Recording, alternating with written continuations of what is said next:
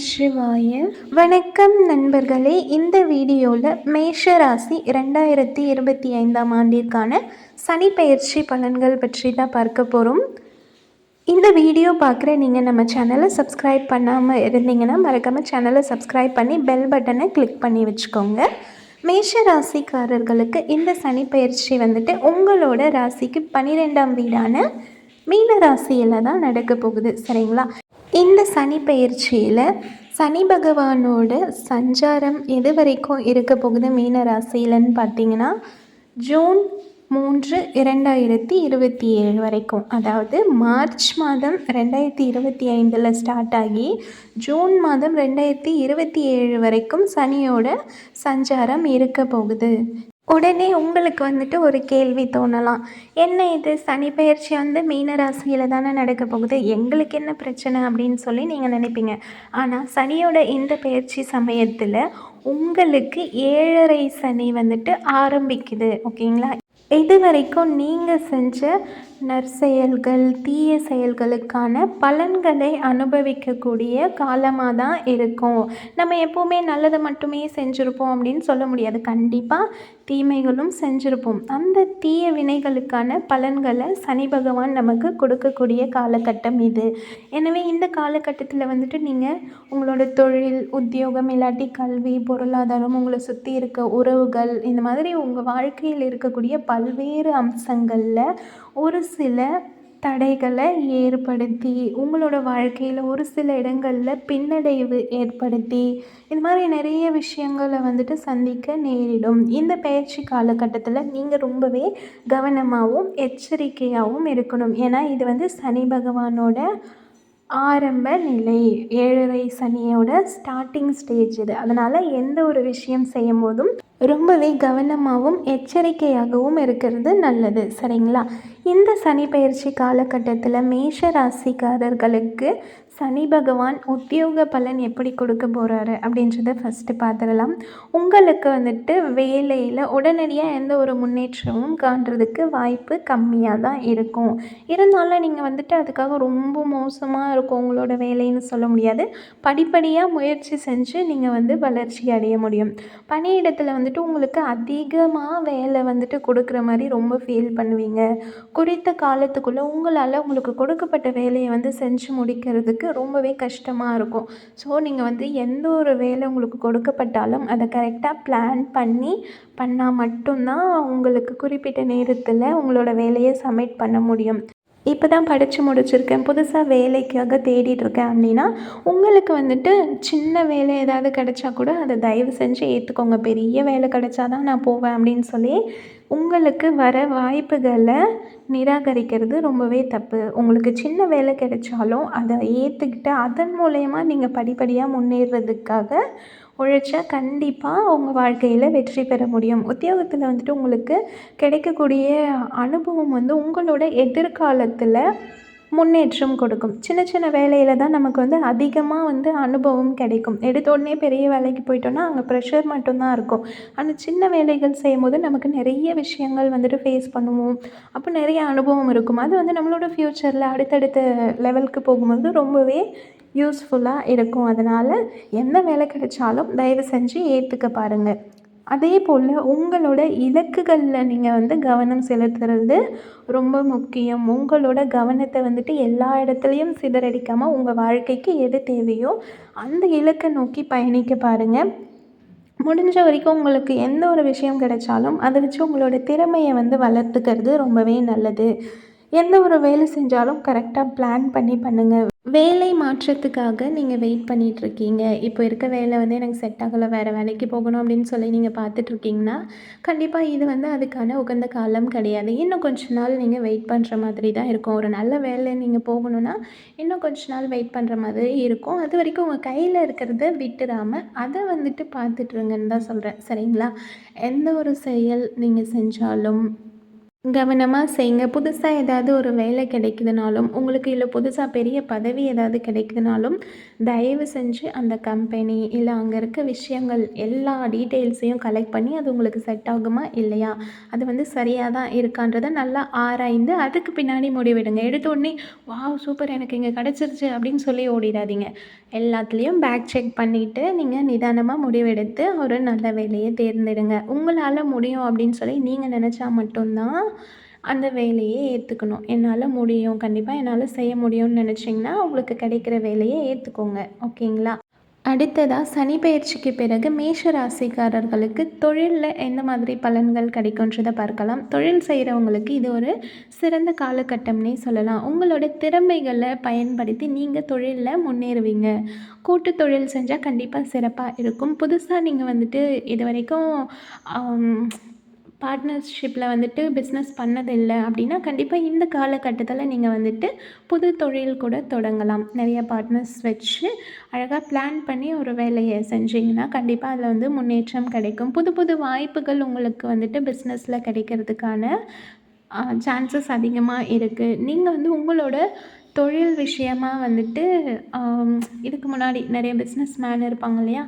ஒரு டாப் லிஸ்ட்டில் இருக்கவங்கள மீட் பண்ணுறதுக்கான வாய்ப்புகள் கூட கிடைக்குது. அவங்களோட ஆலோசனைகள், அவங்களோட சஜஷன் பேஸில் நீங்கள் தொழில் தொடங்கினா அது இன்னுமே உங்களுக்கு நற்பலன்களை கொடுக்கும். சரிங்களா? கண்டிப்பாக உங்களை விட ஹையர் பொசிஷனில் இருக்கவங்களோட சப்போர்ட் உங்களுக்கு உங்களோட ஓன் பிஸ்னஸ்க்கு கிடைக்கும். அதை யூஸ் பண்ணி வாழ்க்கையில் முன்னேற வேண்டியது உங்களோட பொறுப்பு தான். வேலையில் மட்டும்தான் உங்களுக்கு கஷ்டம் இருக்குது. தொழிலில் பெருசாக எந்த ஒரு கஷ்டமும் இல்லை. அடுத்ததாக இந்த சனி பயிற்சி காலத்துக்கு பிறகு மேஷ ராசிக்காரர்களோட காதல் மற்றும் குடும்ப உறவுகளில் எந்த மாதிரி பலன்கள் இருக்கும் அப்படின்றத பார்க்கலாம். குடும்ப நபர்களோட உறவுகளை சரியான முறையில் பராமரிக்கிறது உங்களுக்கு ஒரு சவாலாக தான் இருக்கும். சரிங்களா? அவங்களோட சப்போர்ட் கூட உங்களுக்கு கிடைக்காம போகிறதுக்கு வாய்ப்பு ரொம்பவே அதிகமாக இருக்குது. உங்களுக்கும் உங்கள் ஃபேமிலி மெம்பர்ஸோ இல்லை உங்களோட காதலி இல்லை காதலனோ இருப்பாங்க இல்லையா? அவங்களோட நிறைய மிஸ் அண்டர்ஸ்டாண்டிங் ஏற்படும். உங்களுக்கு இதை நினச்சி என்னடா அது நம்மளை யாருமே புரிஞ்சுக்கல, நம்ம வீட்லேயும் புரிஞ்சுக்கல, நம்ம லைஃப் பார்ட்னராக வரப்போகிறவங்களும் புரிஞ்சுக்கலையே அப்படின்னு சொல்லி ரொம்ப மனவேதனையோட ரொம்ப விரக்தி அடைஞ்சிருவீங்க. சரிங்களா?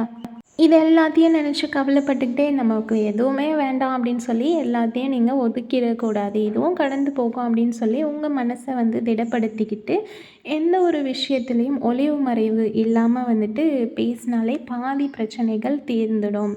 சரிங்களா? முடிஞ்ச வரைக்கும் உங்களோட பேச்சில் கவனம் ரொம்பவே தேவை. உங்களோட காதல் உறவை திருமண உறவாக மாற்றுறதுக்கு நீங்கள் நினைக்கலாம். உங்களோட முயற்சியில் எப்போவுமே கவனமும் எச்சரிக்கையும் ரொம்பவே தேவை. உங்களோட காதலனோ காதலியோ இவங்கள நம்ம லைஃப் பார்ட்னராக கொண்டு போகணும்.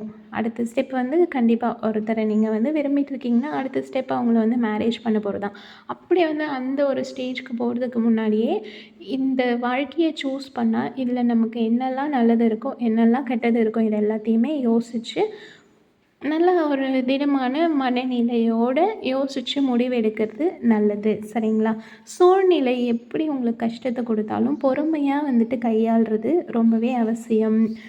எந்த ஒரு விஷயத்துலேயும் உங்களை சுற்றி இருக்க உறவுகள் கூட நீங்கள் பேசும்போது உங்களோட பேச்சு வார்த்தையில் கவனம் தேவை. சரிங்களா?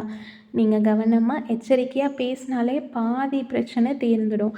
முடிஞ்ச வரைக்கும் நீங்கள் உங்களோட வார்த்தைகளை கவனமாகவும் கட்டுப்பாடாகவும் யூஸ் பண்ணுறது ரொம்பவே நல்லது. ஏன்னா மற்றவங்க பேசுகிறத நம்ம தடுக்க முடியாது. ஆனால் நம்ம என்ன பேசணும் அப்படின்றத நம்ம தான் டிசைட் பண்ணணும். அதனால் முடிஞ்ச வரைக்கும் உங்கள் பேச்சில் கவனம் தேவை. அவ்வளோதான். மற்றபடி எந்த ஒரு பெருசாக பிரச்சனையும் இருக்க போகிறதில்ல. எது வந்தாலும் இதுவும் கடந்து போகும்டா அப்படின்னு சொல்கிற அந்த மனநிலையோடு இருந்துருங்க. அடுத்ததாக இந்த சனி பெயர்ச்சிக்கு பிறகு மேஷ ராசிக்காரர்களுக்கு திருமண வாழ்க்கை எப்படி இருக்கும்? திருமணமானவங்களாக இருந்தால் உங்களோட வாழ்க்கைக்கு பலன்கள் எப்படி இருக்குன்றதை தான் பார்க்க போகிறோம். கணவன் மனைவிக்குள்ள ஒரு சில கருத்து வேறுபாடுகள் ஏற்படுறதுக்கு வாய்ப்பு இருக்குது. அதனால் உங்களோட உறவில் சின்ன சின்ன பாதிப்புகள் ஏற்படும். இருந்தாலும் நீங்கள் அதை சுமூகமாக பேசி தீர்த்துக்க முடியும். சரிங்களா? பெரிய பிரச்சனை வந்தால் தான் நம்ம சமாளிக்கிறது கஷ்டம். சின்ன பிரச்சனை வரும்போது ஆரம்பத்துலேயே அதை பேசி தீர்த்துக்க பாருங்கள். முடிஞ்ச வரைக்கும் 2 பேருமே வந்துட்டு உங்களோட மனசை திடப்படுத்திக்கிட்டு, ஹஸ்பண்ட் அண்ட் ஒய்ஃப் 2 பேரும் மனசை திடமா வச்சுக்கிட்டு, ரொம்பவே எந்த ஒரு பிரச்சனை வந்தாலும் அத ஓப்பனா பேசி தீர்த்துக்கிறது நல்லது. அத தான் சொல்ல வரேன். வேறு எதுவும் இல்ல. வாக்குவாதங்கள் பெருசா ஏதாவது போகுது அப்படின்னா, கண்டிப்பா நீங்க உங்களோட மனசை கட்டுப்படுத்திக்கிட்டு, உங்களோட ஹஸ்பண்டோ இல்லை ஒய்ஃபோ என்ன பேசினாலும் முடிஞ்ச வரைக்கும் கொஞ்சம் அட்ஜஸ்ட் பண்ணிட்டு போகிறது ரொம்ப நல்லது. சரிங்களா? உங்களோட வாழ்க்கை துணையின் கருத்து என்னன்றதை கேட்டு அதுக்கு மதிப்பு கொடுத்து நீங்கள் வந்துட்டு நடந்துக்கிட்டாலே ஓரளவுக்கு பெரிய பிரச்சனை எதுவும் வராமல் தடுத்துக்க முடியும்.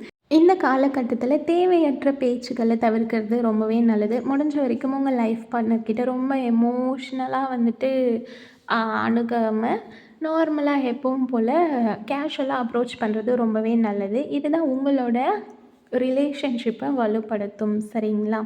இந்த காலகட்டத்தில் அமைதியான குடும்ப சூழலுக்கு வந்துட்டு நீங்கள் உங்களை தயார்படுத்திக்கணும். எந்த ஒரு பிரச்சனை வந்தாலும் அதை வந்து கேஷுவலாக ஹேண்டில் பண்ண கற்றுக்கோங்க. அவ்வளோதான். உங்கள் வாழ்க்கை துணை இருப்பாங்க இல்லையா, அவங்கக்கிட்ட இருக்க குறைகளை மட்டுமே பார்க்காம அவங்கக்கிட்ட இருக்க நிறைகளையும் பாருங்கள். அப்போ தான் வந்துட்டு நீங்கள் சந்தோஷமாக இருக்க முடியும். நல்ல உறவை வளர்க்கணும் அப்படின்னா அனுசரித்து விட்டு கொடுத்து போகிறது ரொம்பவே நல்லது. எவ்வளோ பிரச்சனை வந்தாலும் அட்ஜஸ்ட் பண்ணிவிட்டு விட்டு கொடுத்து போனால் சந்தோஷமாக வாழலாம். அவ்வளோதான். யார் என்ன பண்ணாலும் நீங்கள் வந்து சந்தோஷமாக இருக்கணும்னா அது உங்கள் கையில் தான் இருக்குது. சரிங்களா? அடுத்ததாக மேஷ ராசிக்காரர்களுக்கு இந்த சனி பயிற்சிக்கு பிறகு நிதிநிலை எப்படி இருக்குன்றதை பார்க்கலாம். இந்த காலகட்டத்தில் நீங்கள் வந்து சில பொருளாதார நெருக்கடிகளை சந்திக்கிறதுக்கான வாய்ப்பு இருக்குது. பண விஷயங்களில் நீங்கள் ரொம்பவே கவனமாக இருக்கணும். ஷேர் மார்க்கெட் இன்வெஸ்ட்மெண்ட் ஏதாவது நீங்கள் பண்ணுறீங்கன்னா அதுலேயும் ரொம்பவே வந்து கவனமாக இருக்கிறது நல்லது. இல்லாட்டி அதை கொஞ்ச நாள் தவிர்க்கிறதும் நல்லது தான். சரிங்களா? உங்களோட தேவைகளை பூர்த்தி செய்கிற அளவுக்கு உங்கள்கிட்ட நிதிநிலை இருக்கும். யாருக்கும் வந்துட்டு முடிஞ்ச வரைக்கும் பணத்தை கடனாக கொடுக்காதீங்க. ஏன்னா அந்த கடன் திருப்பி வாங்குறது ரொம்பவே சிரமம். ஒரு சிலர் உங்களை வந்துட்டு பணத்தை திருப்பி கொடுக்காம ஏமாத்துறதுக்கும் வாய்ப்பு இருக்குது. அதனால் பண விஷயங்களில் நீங்கள் ரொம்பவே கவனமாக இருக்கிறது நல்லது. இந்த காலகட்டத்தில் பணத்தை பொறுத்த வரைக்கும் பெருசாக உங்களுக்கு லாபம் வந்து ஏற்படுறதுக்கு கொஞ்சம் வாய்ப்பு கம்மியாக தான் இருக்குது. அதுக்காக லாபமே இருக்காதுன்னு இல்லை, லாபம் கிடைக்கிறதுக்கு கொஞ்சம் தாமதமாகும். அவ்வளோதான். நீங்கள் வந்துட்டு யாராவது வந்து உங்களை அப்ரோச் பண்ணுறாங்க, இந்த மாதிரி இன்வெஸ்ட் பண்ணுங்கள் ஷேர் மார்க்கெட்டில் அப்படின்னு சொல்லி அப்ரோச் பண்ணுறாங்கன்னா அதை தயவு செஞ்சு கொஞ்சம் தள்ளி போடுங்க. உங்களுக்கே இன்ட்ரெஸ்ட் இருந்தால் கூட அதில் வந்துட்டு இன்வெஸ்ட் பண்ணுறது இந்த காலகட்டத்தில் தள்ளி போடுறது ரொம்பவே நல்லது. உங்கள் கையில் இருக்க பணத்தை சேமிக்க பாருங்கள். இந்த மாதிரி இன்வெஸ்ட் பண்ணும்போது மேபி உங்களுக்கு லாஸ் ஏற்படுறதுக்கு வாய்ப்பு இருக்குது இல்லையா? ஸோ முடிஞ்ச வரைக்கும் எல்லாத்துலேயும் கவனமாக இருங்க. இதோட விஷயத்தை தான் நான் திருப்பி திருப்பி சொல்ல முடியும். அண்டு நீங்கள் வந்து செலவுகள் அதிகமாக இந்த காலகட்டத்தில் செய்வீங்க. அதை வந்து நீங்கள் தவிர்க்கவே முடியாது. தவிர்க்க முடியாத செலவுகள் நிறைய வரப்போகுது. ஸோ முடிஞ்ச வரைக்கும் பட்ஜெட் போட்டு குடும்பத்தை நடத்துறது ரொம்பவே நல்லது. ஓகேங்களா? அடுத்ததாக உங்கள் கையில் இருக்க பணத்தை கொஞ்சம் கொஞ்சம் சேமிக்க பாருங்கள். ஏதாவது ஒரு அர்ஜென்ட்னா அந்த டைமில் நம்மளோட சேவிங்ஸ் தான் நம்மளை காப்பாற்றும். அதனால் கையில் 10 ரூபா இருக்குன்னா ரூ. 1 சேமிக்க பாருங்கள். 10 ரூபாயும் செலவு பண்ணிடக்கூடாது. ரூ. 1 சேமிக்கிறது ரொம்பவே நல்லது. சேமிப்பு வந்து பெருசாக தான் இருக்கணும்னு இல்லை, சின்னதாக இருந்தாலும் அது நல்லது தான். சேமிக்கணுன்ற ஹேபிட் வந்தாலே போதும். அடுத்ததாக மேஷ ராசியை சேர்ந்த மாணவர்களுக்கு இந்த சனி பயிற்சிக்கு பிறகு பலன்கள் எப்படி இருக்குன்றதை பார்க்கலாம்.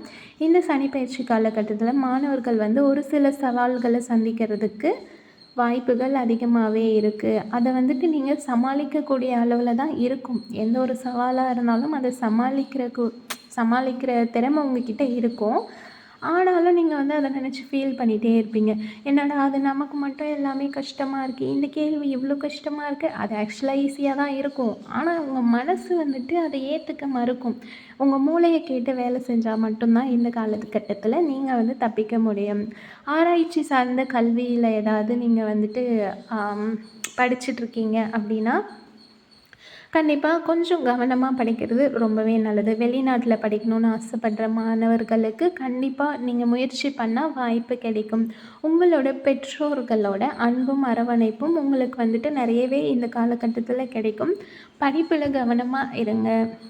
தேவையற்ற விஷயங்களில் உங்களோட கவனத்தை சிதறடிக்காமல் இருந்தாலே கண்டிப்பாக உங்களுடைய படிப்பில் வெற்றி பெற முடியும். சரிங்களா? அடுத்ததாக மேஷ ராசிக்காரர்களுக்கு இந்த சனி பயிற்சி காலகட்டத்தில் ஆரோக்கியம் எப்படி இருக்குன்றதை பார்க்கலாம். உங்களோட உடலில் ஒரு சில ஆரோக்கிய பாதிப்புகள் ஏற்படும். அப்படி வரும்போது அது சின்னதாக இருக்கும்போதே கவனமாக மருத்துவர்கிட்ட போய் ஆலோசனை பண்ணி சரி செய்கிறது நல்லது. அதை பெருசாக ஆகிற வரைக்கும் விட வேண்டாம். அலட்சியமாக விடாமல் எந்த ஒரு சின்ன பிரச்சனைனாலும் உடனே போயிட்டு சரி பண்ணிக்க பாருங்கள். உடல் ஆரோக்கியம் எந்த அளவுக்கு முக்கியமோ அதே அளவுக்கு மன ஆரோக்கியமும் ரொம்பவே முக்கியம். அதனால் உங்களோட மன ஆரோக்கியத்துலேயும் நீங்கள் கவனம் செலுத்தணும். உங்கள் மன அமைதிக்காக நீங்கள் யோகா இல்லாட்டி உங்களுக்கு பிடிச்ச ஏதோ ஒரு பொழுதுபோக்கு விஷயங்களோ ஏதாவது ஒன்று உங்கள் மனசை அமைதியாக வச்சுக்கிற விஷயங்களை கண்டிப்பாக நீங்கள் செய்யுங்க. அப்பப்போ உங்களோட ஆரோக்கியத்தை பராமரிக்கிறதுக்கு ஏற்ற மாதிரியான உணவுகளை எடுத்துக்கோங்க. உங்களோட நோய் எதிர்ப்பு சக்தியை இன்க்ரீஸ் பண்ணுறது, பிளட் லெவல் இன்க்ரீஸ் பண்ணுறது, இந்த மாதிரி நிறைய ஆர்கானிக் ஃபுட்ஸ் இருக்குங்க இல்லையா? ஹெல்த்தியான ஃபுட்ஸ் எடுத்துக்கிட்டாலே ஓரளவுக்கு நீங்கள் ரொம்ப உங்களோட பாடியை ஃபிட்டாக வச்சுக்க முடியும். ஓகேங்களா? ஹெல்தி ஃபுட் சாப்பிட்டு ஹாப்பியாக இருங்க. அடுத்த வீடியோவில் சந்திக்கலாம். இந்த சனிப்பெயர்ச்சி காலகட்டத்தில் நீங்கள் அனுபவிக்கக்கூடிய பலன்கள் ரொம்ப கஷ்டமாக இருக்குது அப்படின்னு நினச்சா சனி பகவானுக்கு ஒரு சில பரிகாரங்கள் செஞ்சு அதிலேருந்து உங்களை நீங்கள் காப்பாற்றிக்க முடியும். எந்த மாதிரியான பரிகாரங்கள்ன்றதை பார்க்கலாம். ரொம்பவே சின்ன சின்ன விஷயங்கள் தான். இதை செஞ்சு நீங்கள் உங்களையும் சந்தோஷமாக வச்சுக்க முடியும், அடுத்தவங்களையும் சந்தோஷமாக வச்சுக்க முடியும். சனிக்கிழமையில் உடல் ஊனமுற்றவர்களுக்கு உணவு தானம் செய்யுங்க. இது பரிகாரம் நம்பர் 1. அடுத்து 2வது என்னன்னு பார்த்தீங்கன்னா, ஒவ்வொரு சனிக்கிழமையும் விநாயகர், அனுமன் மற்றும் சனி பகவானை பிரார்த்தனை செய்கிறது ரொம்பவே நல்லது. தினமும் ஹனுமன் சாலிசாவை படிக்கிறது ரொம்பவே நல்லது. நீங்கள் படிக்கலைன்னா கூட அட்லீஸ்ட் ஒரு ஆடியோவாக போட்டு கேட்கலாம். 3வது சனிக்கிழமையில் ஏழைகளுக்கு இல்லாட்டி வீடற்ற மக்கள்கள், அதாவது தங்குறதுக்கு வீடு இல்லாமலாம் கஷ்டப்படுவாங்க இல்லையா? அவங்களுக்கு உங்களால் முடிஞ்ச துணி, உணவு, போர்வைகள் இது மாதிரி கொடுக்கறது ரொம்பவே நல்லது. அப்புறம் சனிக்கிழமையில் நான்வெஜ் சாப்பிட்றது கொஞ்சம் ஸ்கிப் பண்ணிக்கோங்க.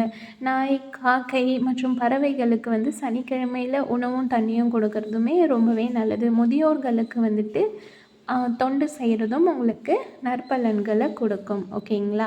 இதெல்லாம் சின்ன சின்ன பரிகாரங்கள் தான். இதை செஞ்சு நீங்கள் உங்களை கண்டிப்பாக சந்தோஷமாக வச்சுக்க முடியும். எந்த ஒரு பிரச்சனை வந்தாலும் சமாளிக்க கற்றுக்கோங்க. அவ்வளோதான். அடுத்த வீடியோவில் சந்திக்கலாம். வீடியோ பிடிச்சா மறக்காமல் சேனலை சப்ஸ்கிரைப் பண்ணி சப்போர்ட் பண்ணுங்கள். உங்களோட மேஷராசி ஃப்ரெண்ட்ஸ் அண்ட் ஃபேமிலிக்கு ஷேர் பண்ணி சப்போர்ட் பண்ண சொல்லுங்கள். ஸ்ரீராம ஜெயம். ஜெய் ஸ்ரீராம் ஆஞ்சநேயா. நன்றி, வணக்கம்.